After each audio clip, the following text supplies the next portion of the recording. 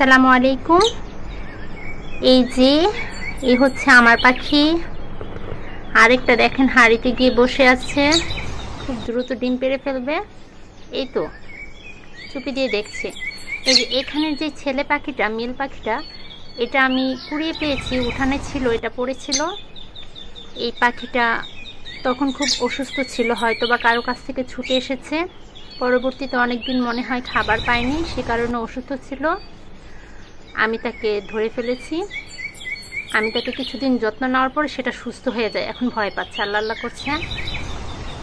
তারপর এটা একা আছে বলে আমি তাকে একটা পাখি এনে দিই। ওই যে হাড়ির যে মেয়ে পাখিটা, সেটাই ওর জন্য আমি এনে দিছি। আই বের হ। ও বের হবে না, ও হাড়িতে গিয়ে বসে থাকে। ডিম তো পারেই না, আবার হাড়ির মধ্যে গিয়ে বসে থাকে।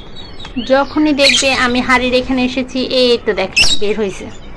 ছেলে পাখিটা গিয়ে ডাক দিছে, এখন এটা বের হয়ে আসছে।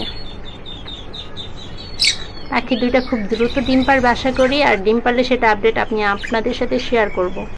আমি জানি না এই পাখিটা কার, আমি যদি জানতাম তার কাছে পৌঁছে দিতাম, কিন্তু এখন তো আমার কাছে রেখে দেওয়া ছাড়া আর কোনো উপায় ছিল না, সেই কারণে আমি পাখিটাকে রেখে দিছি। আপনাদের কার কার বাজিরিগার পাখি আছে, আর আপনারা কে কে পাখি পছন্দ করেন অবশ্যই কমেন্টে জানাবেন। আজ এই পর্যন্তই। আল্লাহ হাফিজ।